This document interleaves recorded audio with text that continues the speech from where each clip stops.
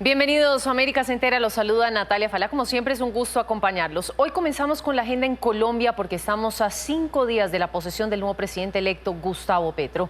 Su llegada sin duda pone en el mapa a Colombia, que por primera vez ha elegido democráticamente a un gobierno de izquierda.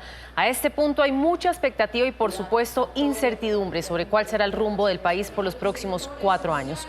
Es por eso que hoy quiero ahondar un poco en un reporte que hace Torino Capital en vísperas de la llegada del nuevo gobierno. Este reporte se titula Colombia, la posible hoja de ruta de Petro, y traza un camino posible sobre lo que podría venirse para Colombia teniendo en cuenta las reformas que plantea el nuevo gobierno. Para hablar de este tema nos acompaña hoy Luis Prato, él es economista senior de Torino Capital. Quiero resaltar que Torino Capital es un banco de inversión y broker-dealer americano dedicado a los mercados emergentes y a las economías frontera, el cual se enfoca en asesoramiento corporativo sobre el posicionamiento de los mercados de capitales de instrumentos de renta fija y variable. Luis, un gusto tenerte aquí con nosotros hoy, sobre todo en momentos de tanta importancia coyuntural para Colombia. Bienvenido. Vale, muchas gracias y un saludo a tu estimada audiencia. Gracias. Bueno, Luis, ya lo mencionaba al principio y es que ustedes abarcan un estudio muy interesante sobre lo que sería la posible hoja de ruta de Gustavo Petro y lo que podría significar esto para Colombia. Me gustaría comenzar abordando una de las reformas que plantea el presidente para este año, la tributaria. ¿Cómo ven desde la consultora esta iniciativa y qué efectos podría traer en el corto y en el mediano plazo? Sí, sin duda es uno de los aspectos fundamentales de lo que nosotros identificamos como la posible hoja de ruta de la próxima administración, de la administración Petro. Para atender, Natalia, los aspectos, los desafíos estructurales, sobre todo a nivel fiscal, concretamente tiene que ver con el incremento de los ingresos tributarios, que es un aspecto fundamental para poder financiar la agenda social planteada y poder distender la conflictividad social y las potenciales o los potenciales riesgos a la gobernabilidad política del próximo presidente. Nosotros observamos en las propuestas del equipo de Petro, a través del ministro de Hacienda designado, el señor Ocampo, que están determinados definitivamente a emprender desde el día uno o a presentar esta reforma al Congreso, lo cual nosotros observamos como positivo. Uno de los aspectos claves será por supuesto, ampliar la capacidad tributaria. Han identificado, de hecho, a 4.000 potenciales contribuyentes que no han declarado, a juicio del equipo económico de Petro, no pagan lo suficiente en términos de impuestos, y hay una potencial fuente de incremento de ingresos tributarios. Podría tener buena marcha esta reforma. Observamos, dado la reciente alianza política que logró acordar el presidente electo en el seno del Congreso, tanto logrando la mayoría del Senado, de Cámara y Senado, puede tener una buena perspectiva, pero será fundamental sin duda revertir lo que hoy vemos como un sistema tributario que imposibilita el recaudo sostenido, eficiente y progresivo, que son tres valores fundamentales que debe tener cualquier reforma y que debe tener como norte cualquier reforma tributaria, Natalia. Bueno, ustedes mencionan en el reporte que hacen una arista importante para la evolución de la economía colombiana y tiene que ver con la transición energética. Petro ha señalado la necesidad de dejar atrás lo que calificó como extractivismo del campo minero y petrolero y con ello los planes piloto de fracking en Colombia. Justo después de su victoria en segunda vuelta ya veíamos cómo se registraba una caída de consideración en las acciones de la petrolera estatal Ecopetrol, y esto cuando aún no se ha puesto en marcha ningún plan del gobierno entrante. Yo le pregunto, Luis, ¿de qué manera esta hoja de ruta planteada por el presidente electo pone en riesgo el crecimiento económico y a qué desafíos debemos estar atentos? Nosotros, Natalia, identificamos en la segunda vuelta, en el discurso del presidente electo Petro en la segunda vuelta, una moderación respecto al tema. Sin embargo, que por ejemplo, él tuiteó recientemente que no iba a haber fracking en Colombia. Sin embargo, desde quien va a encabezar su política económica, que es el señor Ocampo, ya ha dicho que esa transición energética ha dejado entrever que esa transición energética va a ser más gradual de lo pensado. Por eso nosotros hablamos de que no va a ser tan pronto como se estimaba.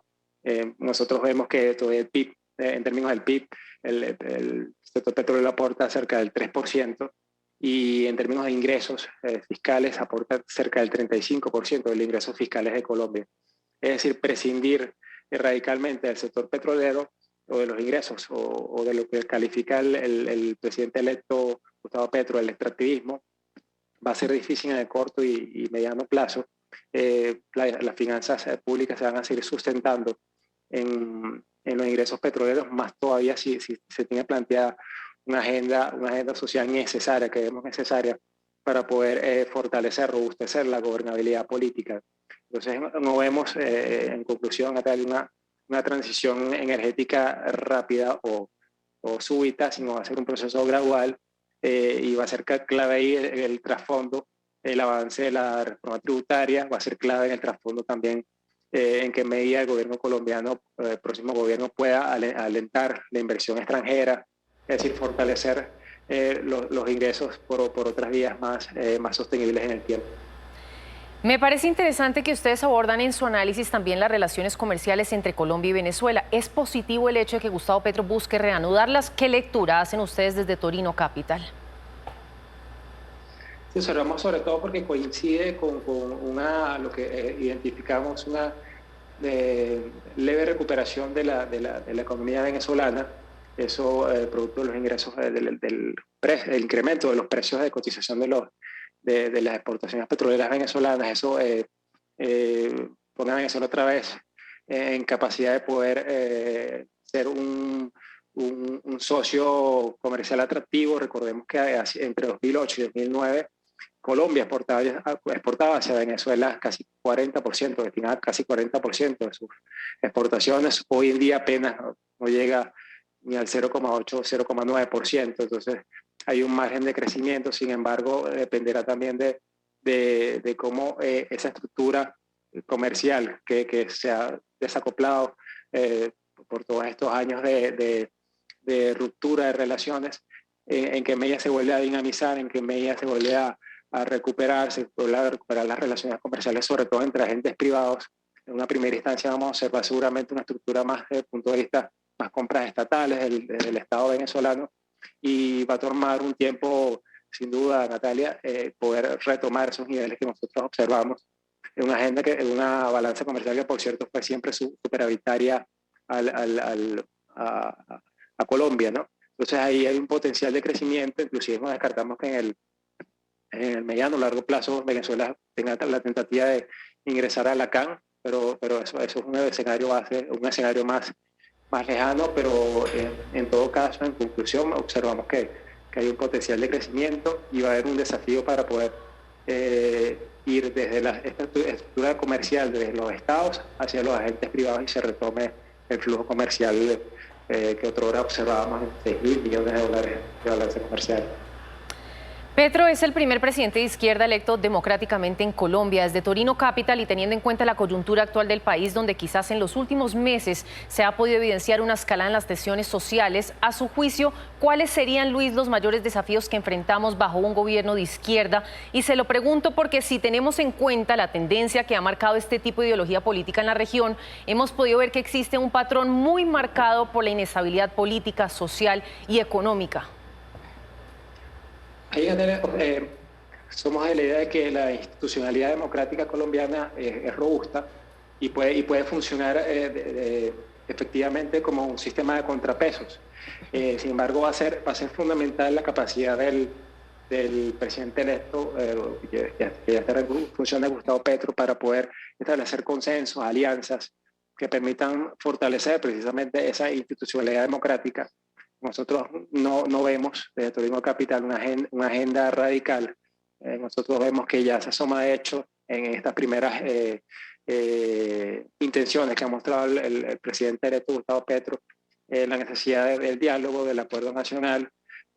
Seguro habrán episodios más o menos de radicalismo, polarización, pero nosotros observamos que se va a imponer una agenda pragmática, muy probablemente, de la administración Petro, para poder garantizar los apoyos en el Congreso, estos apoyos que van más allá de su base de apoyo natural, que son el partido de la U, el Partido Liberal, que poder sostener esas alianzas en el tiempo, y para darle cabida a las reformas, ¿no?